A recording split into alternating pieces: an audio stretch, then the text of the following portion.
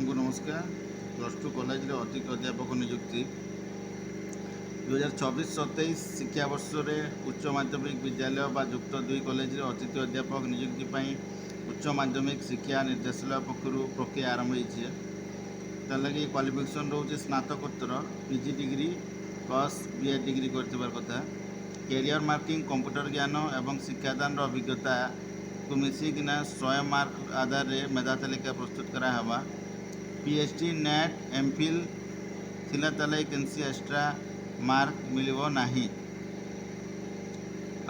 नियुक्ति अतिथि अध्यापक को दैनिक 45 मिनिट क्लास पिछा 400 टंका पारिश्रमिक प्रदान करा जिबा। मासिक सर्वाधिक 50 टी क्लास से माने मासिक सर्वाधिक 20,000 टंका पर्यंत पारिश्रमिक पाइबे।